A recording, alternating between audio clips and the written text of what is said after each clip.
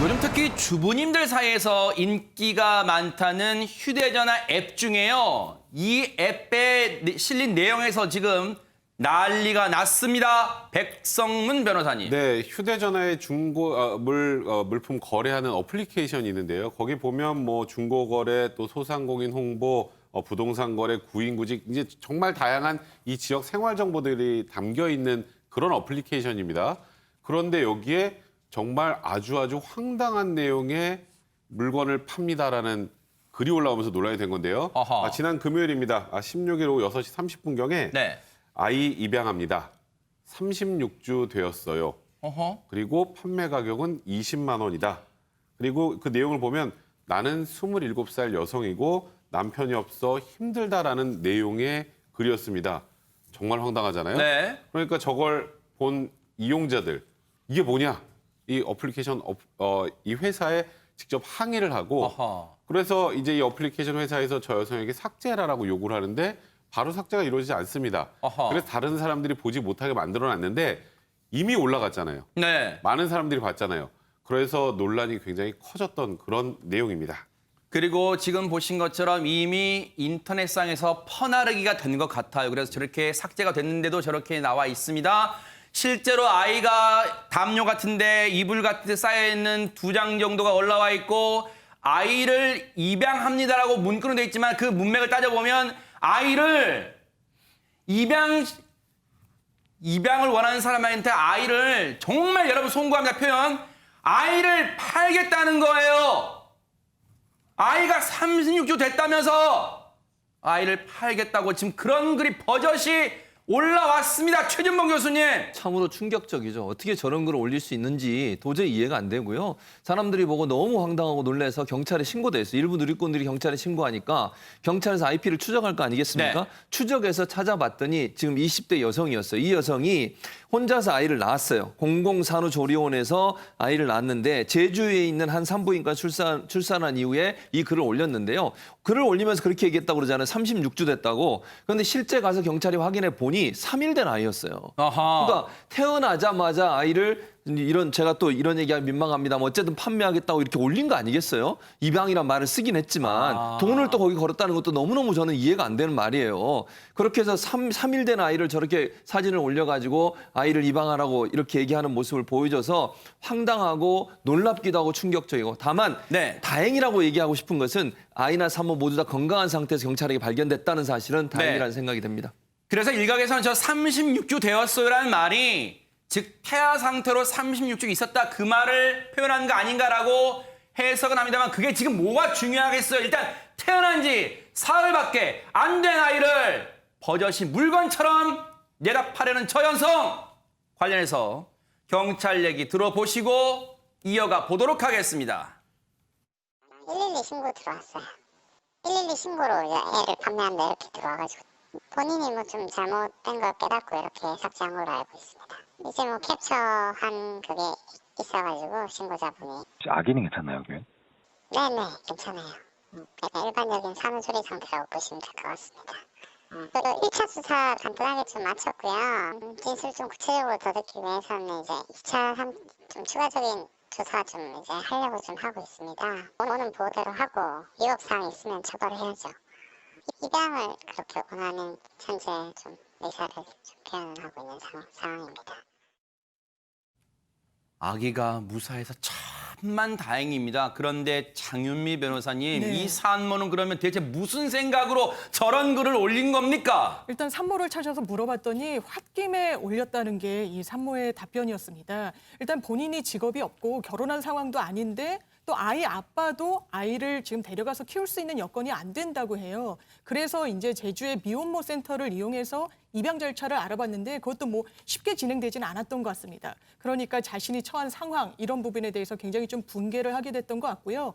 내가 정말 홧김에 이런 어떤 그 글을 올리게는 됐지만 바로 반성하고 이 글을 삭제하고 관련 계정에서도 탈퇴했다 이렇게 밝혔습니다.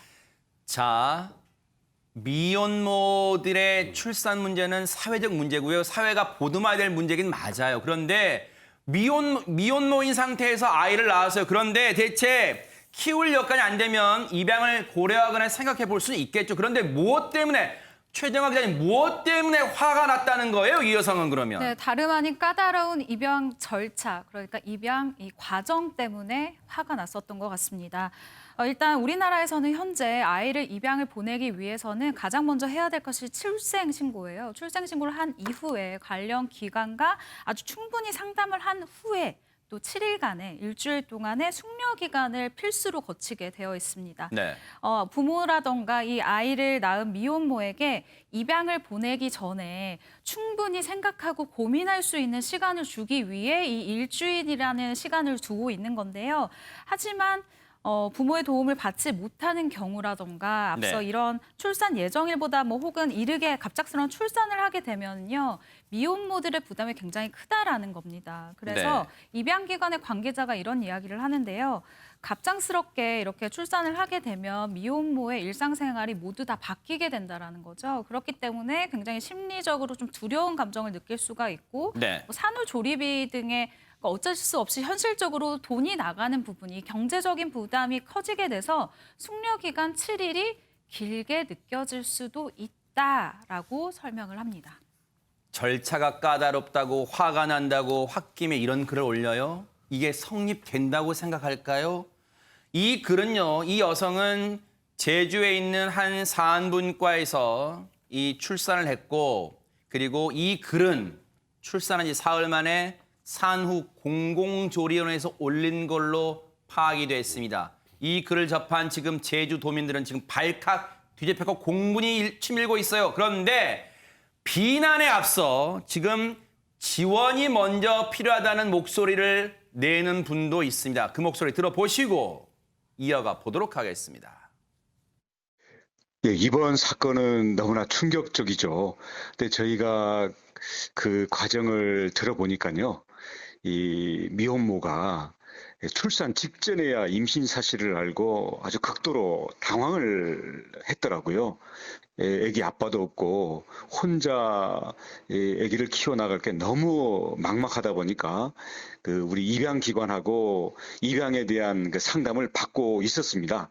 또 너무나 불안정한 상황에서 본인이 참지 못하고 그렇게 글을 올렸던 것 같아요. 그래서 이게 그 아이를 생각하면 참 어떻게 그럴 수 있냐, 좀 충격적이긴 하지만 우선 이 불안정한 우리 미혼모 산모부터 안정을 시키고 보호를 하면서 그 다음에 책임을 물어도 늦지 않다고 생각합니다.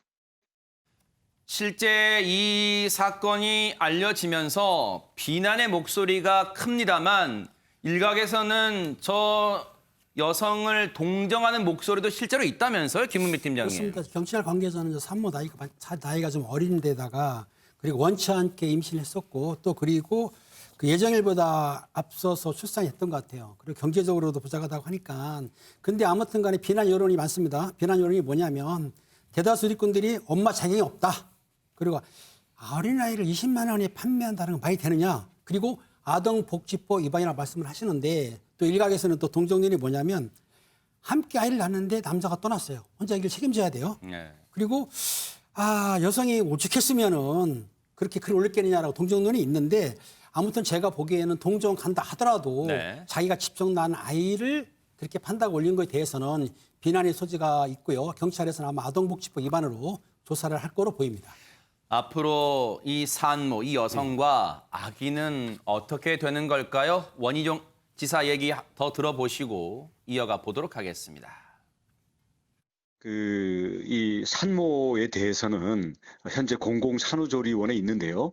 우리 미혼모 보호시설로 옮겨서 정신 상담도 좀 받고 좀 더 안정된 상황에서 보호를 받을 수 있도록 하겠습니다. 그리고 이제 아이는 아이대로 그 미혼모 보호시설에서 또 영아 돌봄 시설로 이제 연계를 해가지고 혼자 키울 수 없으면 결국 앞으로는 입양 절차를 밟아야 되겠죠. 시간을 갖고 이제 우리 본인하고 가족들하고 의논을 하면서 최대한 우리 산모와 아이에게 그나마 가장 좋은 방향으로 갈 수 있도록 하겠습니다.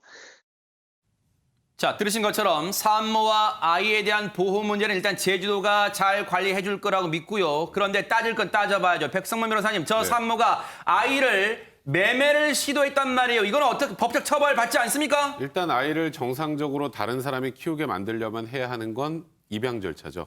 근데 입양 절차를 거치지 않고 이 아이를 이렇게 금전적으로 매매한다. 이건 아동복지법의 영아 매매죄라고 있습니다. 그러니까 아이를 돈을 주고 서로 사고 팔게 되면 이걸 처벌하는 조항인데요.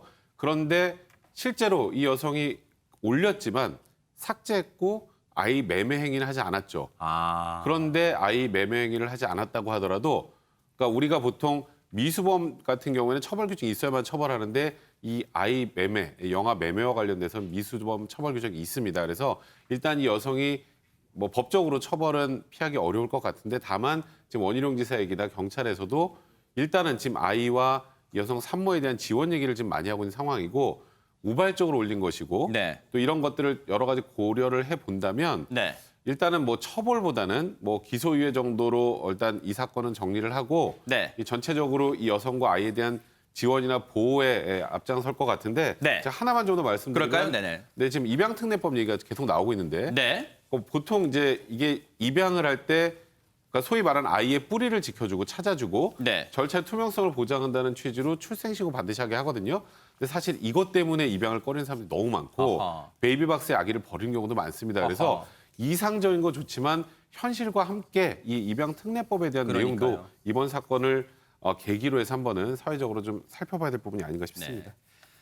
법적인 처벌은 일단 경찰이 잘 검토해 주시고요. 그리고 이 산모와 아기가 정말 무슨 죄입니까? 산모와 아기에 대한 보호 문제는 앞서 말씀드린 것처럼 제주도가 특별한 관심과 애정을 갖고 지켜봐 주시길 바랍니다.